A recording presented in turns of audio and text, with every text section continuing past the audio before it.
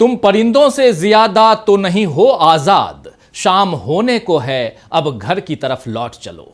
नमस्कार, मैं हूं राजीव और आप देख रहे हैं घूमता हुआ आईना। दोस्तों, संसद का मानसून सत्र हंगामेदार रहेगा और रोजाना नए किस्म के आंधी तूफान आएंगे, इसका अनुमान तो था, लेकिन यह किसी ने नहीं सोचा था कि सत्र शुरू होते ही ऐसा धमाका होगा जिसमें मोदी सरकार के गहरे राज छिटक कर बाहर आ जाएंगे। आप समझ ही गए होंगे कि मैं बात कर रहा हूं जगदीप धनखड़ के इस्तीफे की। सोमवार सुबह यानी 21 जुलाई 2025 को जब मानसून सत्र की शुरुआत हुई तो सब कुछ सामान्य चल रहा था, यानी मोदी सरकार में जो बातें सामान्य मान ली गई हैं वही सब हो रही थी। डोनाल्ड ट्रंप ने 25वीं बार सीज फायर करवाने का दावा किया था। संसद सत्र शुरू होने से पीएम नरेंद्र मोदी ने दूर से पत्रकारों के सामने अपनी बात रख दी थी और एक भी सवाल किसी को पूछने नहीं दिया था। फिर लोकसभा और राज्यसभा दोनों में हंगामे हुए। ऑपरेशन सिंदूर और पहलगाम के अलावा बिहार में स्पेशल इंटेंसिव रिवीजन यानी एसआईआर पर विपक्ष ने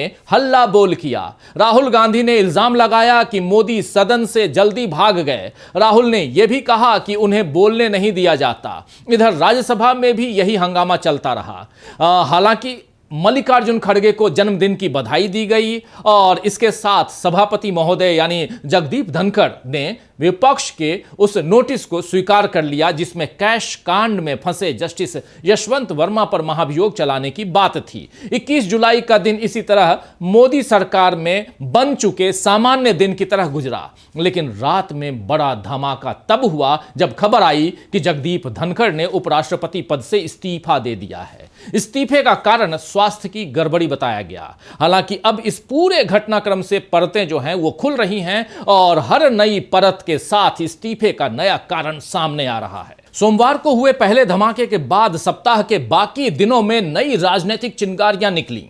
धनखड़ के इस्तीफे पर चर्चा का बाजार गर्म रहा और इसके साथ बिहार में एसआईआर का मुद्दा तूल पकड़ने लगा। मुख्य चुनाव आयुक्त ने विपक्ष के विरोध प्रदर्शन पर सवाल खड़े किए और कहा कि हम किसी के दबाव में नहीं आने वाले। इस पर राहुल गांधी ने इस बयान को नॉनसेंस कह दिया। आप ही बताइए कि क्या कभी नेता प्रतिपक्ष और मुख्य चुनाव आयुक्त के बीच ऐसी तल्खी देखने को मिली है? लेकिन मोदी ने जो लोकतंत्र बना दिया है उसमें अब यही सब हो रहा है। खैर, संसद में एसआईआर पर विरोध प्रदर्शन चलता रहा और इधर नरेंद्र मोदी ब्रिटेन और मालदीव के दौरे पर निकल गए। वहीं एसआईआर के विरोध में सोनिया गांधी भी उतर गईं, जिसमें विपक्ष का जोश और बढ़ा। शुक्रवार को राहुल गांधी, मल्लिकार्जुन खड़गे समेत कई सांसदों ने एसआईआर के कागज को फाड़कर रद्दी की टोकरी में डाल दिया। यानी सोमवार से शुक्रवार तक रोजाना नए सियासी धमाके हुए और इसमें एक बड़ा धमाका तेजस्वी यादव ने भी कर दिया, उनकी तरफ से भी हुआ, जिसमें उन्होंने चुनाव आयोग और बीजेपी से साफ साफ कह दिया कि बेईमानी करनी है तो खुलकर करिए। हम भी सोचते हैं कि चुनाव हम लड़ेंगे या नहीं लड़ेंगे। यानी तेजस्वी यादव की तरफ से चुनाव बहिष्कार की बात उठ गई है। धनखड़ के इस्तीफे से लेकर एसआईआर को रद्दी की टोकरी में डालने और चुनाव में हिस्सा न लेने की बात, ये सारी चीजें अब मोदी सरकार की पोल खोल रही हैं। ट्रंप की तरफ से तो पहले ही मोदी से दोस्ती के नकाब उतारा जा चुका है। अब देश में भी बीजेपी के लोकतंत्र का जो भरम बना हुआ था वो टूट रहा है। वहीं धनखड़ के इस्तीफे से अब यह संदेश भी मोदी के सहयोगियों और निष्ठावान लोगों तक चला गया है कि यहां काम निकलते ही दूध से मक्खी की तरह बाहर निकालकर फेंक दिया जाता है। तो आइए दोस्तों, आज आईने की नजर से पड़ताल करेंगे कि क्या है धनखड़ के इस्तीफे की असली वजह और इसमें किस तरह शामिल है मोदी सरकार। साथ में यह भी समझेंगे कि क्या एसआईआर में अब फंस गई है मोदी सरकार। लेकिन सबसे पहले देखते हैं कि अब कहां हैं धनखड़ साहब। क्या वो किसी अस्पताल में भर्ती हैं या घर में ही स्वास्थ्य लाभ ले रहे हैं? 21 जुलाई 2025 रात 8 साढ़े 8 बजे के आसपास धनखड़ साहब खुद अपना इस्तीफा लेकर राष्ट्रपति भवन पहुंचे। आधे घंटे के इंतजार के बाद उन्हें राष्ट्रपति द्रौपदी मुर्मू से मिलने दिया गया। उन्होंने अपना इस्तीफा सौंपा और फिर खुद ही इसकी जानकारी सोशल मीडिया पर दे दी। इस बारे में राजनीतिक घटनाक्रम पर कांग्रेस समेत विपक्ष के कई नेताओं की प्रतिक्रियाएं आने लगीं। देश का द्वितीय नागरिक यानी उपराष्ट्रपति ने अचानक बिना किसी पूर्व सूचना के अपने पद से त्याग पत्र दे दिया है, जबकि कार्यकाल पूरा होने में अभी 2 साल बचे ही थे। तो पूछा जाने लगा कि किसकी हेल्थ ठीक नहीं है, धनखड़ की या सरकार की। किसी ने कहा कि इतना झुकने के बाद भी धनखड़ को प्रसाद नहीं मिला। किसी ने लिखा कि उपराष्ट्रपति पद की गरिमा धनखड़ इतनी गिरा चुके हैं कि उनका जाना ही ठीक है। सबकी प्रतिक्रियाएं आईं, लेकिन पीएम मोदी ने 15 घंटे बाद अपना बयान जारी करते हुए लिखा कि जगदीप धनखड़ को भारत के उपराष्ट्रपति सहित विभिन्न भूमिकाओं में देश की सेवा करने के व्यापक अवसर प्राप्त हुए हैं। मैं उनके उत्तम स्वास्थ्य की कामना करता हूं।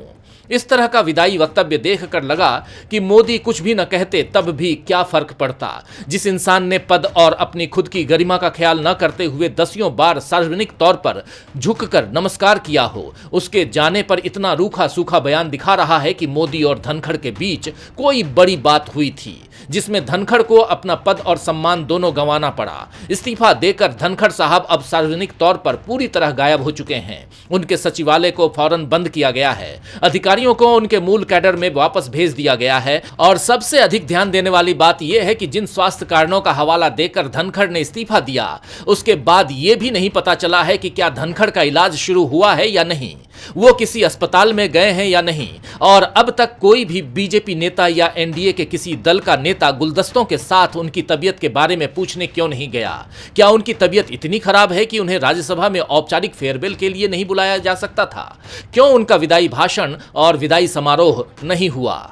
तो दोस्तों, तानाशाही जिन देशों में रहती है या जहां लोकतंत्र के नाम पर भी एक ही नेता का वर्चस्व कायम किया गया है, वहां अक्सर इस किस्म की घटनाएं देखने को मिलती हैं कि अचानक किसी का पद ले लिया जाता है, अचानक कोई अज्ञातवास में चला जाता है। उत्तर कोरिया, रूस, चीन, ऐसे कई देशों के एग्जाम्पल्स हमारे सामने हैं।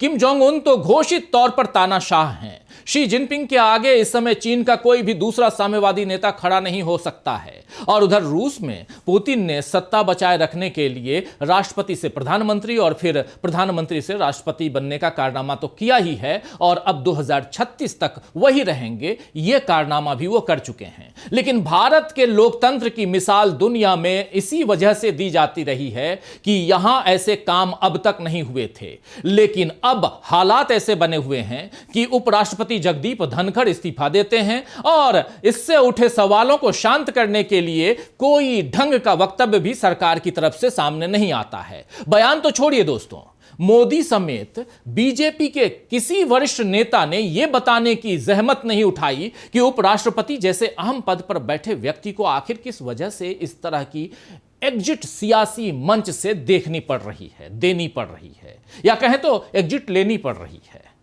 आप लोगों को महाभारत में पांडवों के अज्ञातवास का प्रकरण यानी मामला तो आपको पता ही होगा।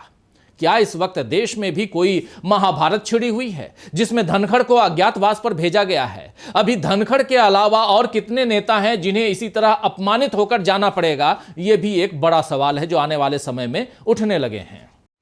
जगदीप धनखड़ के इस्तीफों पर आधिकारिक तौर पर स्वास्थ्य कारणों का हवाला दिया गया है, लेकिन इसके बावजूद इसे सच मानने को कोई तैयार नहीं है, बल्कि असली कारणों की पड़ताल करने पर कहीं न कहीं इसके तार दो जजों से जुड़ते हुए दिख रहे हैं। एक जस्टिस यशवंत वर्मा और दूसरे जस्टिस शेखर यादव।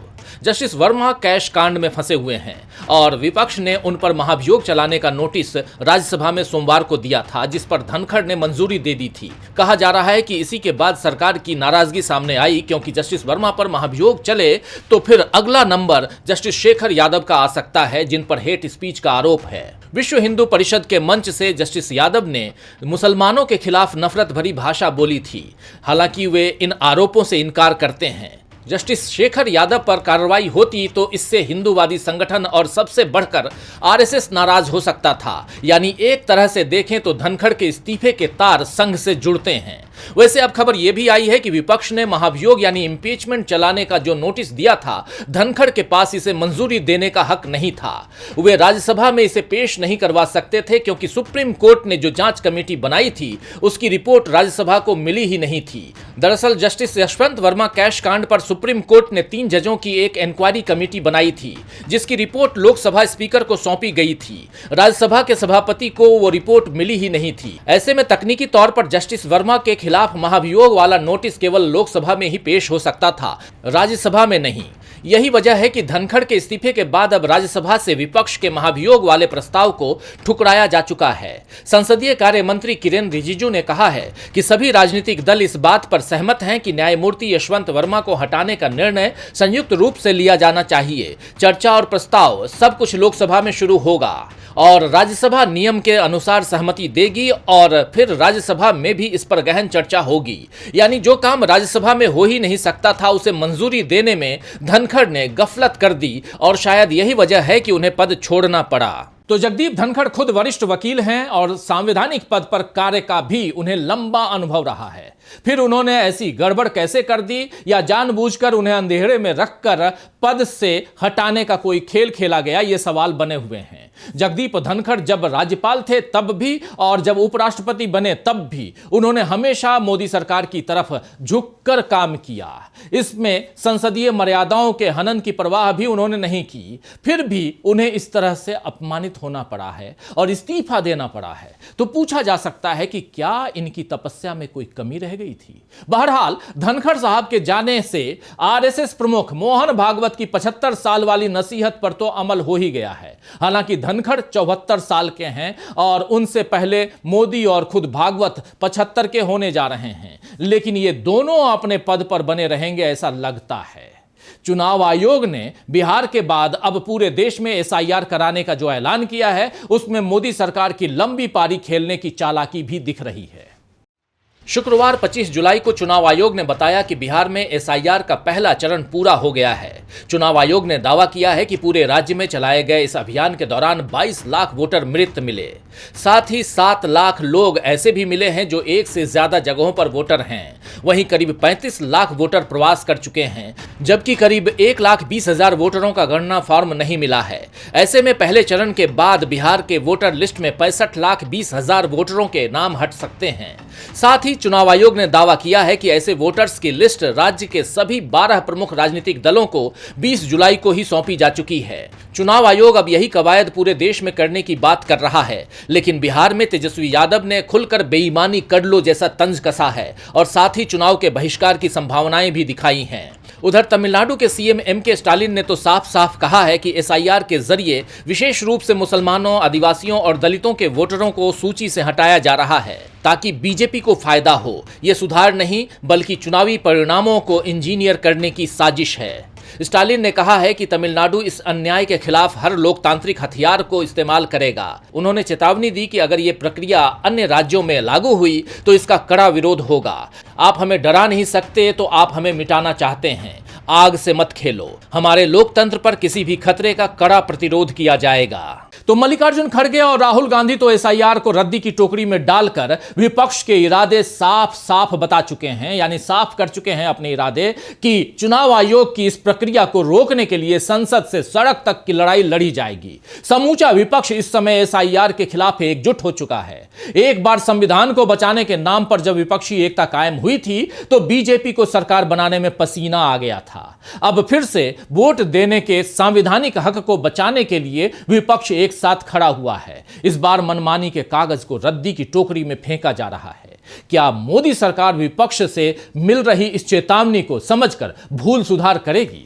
यह देखना होगा। खैर, शायर इरफान सिद्दीकी ने ठीक ही फरमाया है कि जमी छूटी तो भटक जाओगे खालाओं में, जमी छूटी तो भटक जाओगे खालाओं में, तुम उड़ते उड़ते कहीं आसमां न छू लेना। तो आज के लिए बस इतना ही। फिर मिलेंगे खबरों के नए आईने के साथ। तब तक देखते रहिए डीबी लाइव। नमस्कार।